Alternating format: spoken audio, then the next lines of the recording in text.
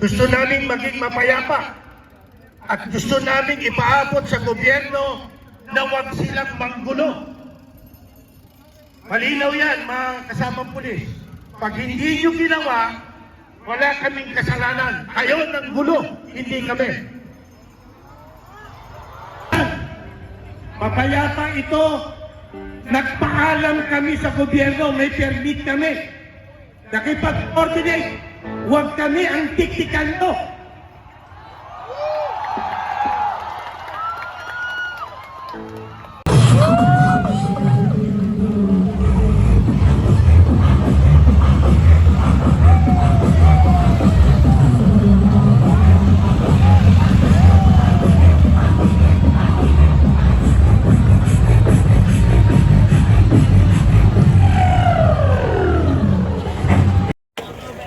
Guys, andito kami ngayon sa harapan ng Manila Hotel, no? Talagang punong-puno ang luneta, hindi kaya. Hindi kaya talaga. Iba talaga kapag Iglesia ni Cristo na ang gumalaw, talagang Kaya nga pinapagamit ng radyo, di ba? nagkakaisa talaga, no? Nakakakilabot, guys. Doon sa mga taong hindi nakapunta dito, panoorin ninyo itong mga video namin. At kayo na rin ang humusga kung ano ba talaga ang nangyayari ngayon sa ating mahal na bansang Pilipinas. Di ba, guys? Oh.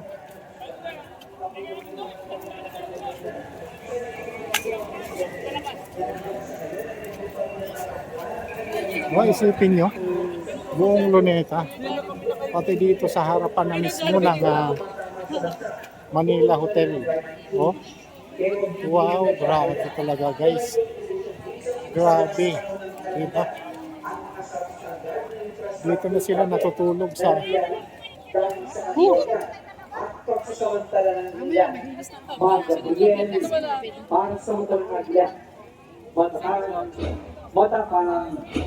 Matakan. grabe. Ginamit sa flood control projects ng kasalukuyang administrasyon na 2.9 economic insertions ng mga senador at kongresista. Pakibalita tayo kay Ben Corbett. Sa mga nadiskubreng anomalya sa mga flood control projects ngayong Marcos administration, ang pondong ginamit na tukoy na nang galing umano sa insertions ng mga senador at kongresista. Pero, ano nga ba ang budget insertions? Oh, may maluwag-luwag Ito dito. ang amyenda o paraan kung paano isinisingit ng mga senador at kongresista sa panukalang budget ang mga government projects. Talakayin natin, paano nga ba nangyayari ang proseso ng insertions o mga amendments? Taon-taon, ang lahat ng ahensya at mga tanggapan ng gobyerno nagsusumite ng panukalang pondo. Inilalaan yan mula sa pambili ng papel, pambayad sa kuryente at internet, pampasweldo at benepisyo ng mga empleyado ng gobyerno hanggang sa kanilang mga proyekto tulad ng pagpapatayo ng bagong gusali, classroom, kalsada, tulay, airport at iba pa ang infrastruktura. Oras na maisumiti yan sa Department of Budget and Management, ang Development Budget Coordinating Committee o DBCC, babalangkas naman ang kabuuang pondo na isusumiti para sa pagsusuri ng Kongreso. Kabilang sa bumubuo ng DBCC, ang DBM, Bangko Sentral ng Pilipinas, NETA, Department of Finance. Kapag nagkasundo na ang mga opisyal, magsusumiti naman ang DBCC ng panukalang pondo sa dalawang kapulungan ng Kongreso. At ito ang tinatawag na National Expenditure Program. Una itong ihimayin sa Kamara o Lower House, kung saan dito na ipapatawag ang mga hensang humihingi ng pondo. Dito na rin nagsisimula ang amendments o insertions. Ang mga mambabatas maaaring baguhin, bawasan at dagdagan ng pondo ng isang ahensya depende sa kanilang pangangailangan. Kapag napagtibay ang budget sa Kamara, iaakit naman ito sa Senado at pareho ang magiging proseso. Hihimayin din ang bawat detalye ng pondo ng mga government agencies. Magkakaroon din ng amyenda. Kapag inaprobahan ito ng Senado pero hindi tugma sa inaprobahan ng Kamara, dadaan ito sa Bicameral Conference Committee at dito muling magkakaroon ng amendments. Pero dahil madalas close ang BICAM, dito umano nangyayari ang pagsingit ng pondo para sa mga personal na interes ng mga mababatas. Oras na lumusot sa Bicameral, kaya ito ng dalawang kapuluhan ng Kongreso, saka naman isusumiti sa Pangulo ang inaprobahang General Appropriations Bill.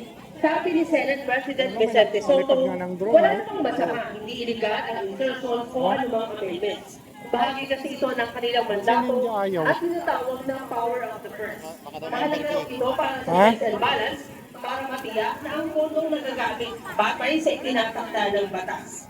Ito, pwede naman. Amendments, insertions, Kahit sa gitna or sila, whatever you palipad want to sila. call it, whether individual or institutional, done during the deliberations in the Senate, are part of the regular budget process. It is part of a process. It is within the mandate of the senators to amend and determine the government spending allocation. Pero kailan ba nagkakaroon ng irregularidad sa budget insertions?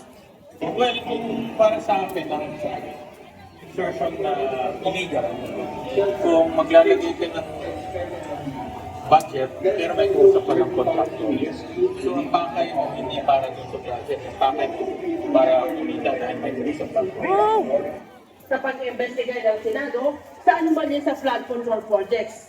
Lumilitaw na hindi pa man na isusumite sa Kamara at Senado ang panukalang budget. Grabe ang init, guys. May pasok na pala ang insertions ng mga mambabatas. Naghahanap yung mga tao ng masisilungan. Binibigyan kasi ang mga senador Wow. at kongresista ng listahan ng mga proyekto para may sigurado ng budget. Naging kalakaran umano ito sa nakalipas na 3 taon ng Marcos administration. So, kapag nakapag-insert yung mga legislator sa budget proposal pa lamang, kasi yun itatransmit sa Congress, lower house, and then eventually back sa House gas, House Senate. Pero ako nalas na lang ang program, pero nag-insert, that's sa flood victim. But this is what we want to clarify. This, in the declaration of the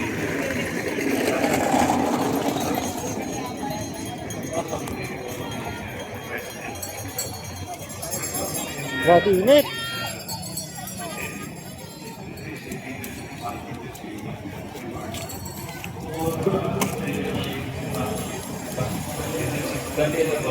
Police leadership. In order that if there are actually priority projects that may be requested by members of the Senate, this is where we will put it into the national spending control. Nangyari umano ang sabwatan sa pagitan ng mga mambabatas at mga DPWH officials, kaya napagsamantalahan ng pondo. Kaya sinati 70 million lang ang formal ng mga kongresista at 200 million sa mga senador. Ngayon, sky is the limit daw.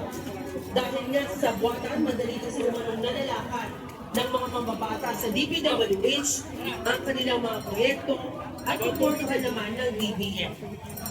Tapos meron ko yung tinatawag na allocable. Kasi yun yung insertion.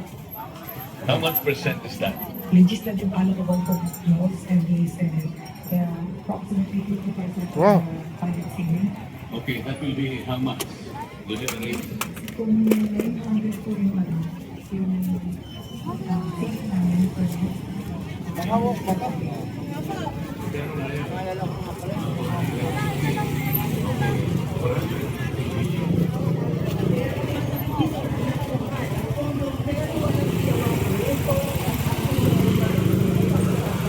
Ha? Okay, balik na tayo ha. Oo. Saan tayo nadaan na?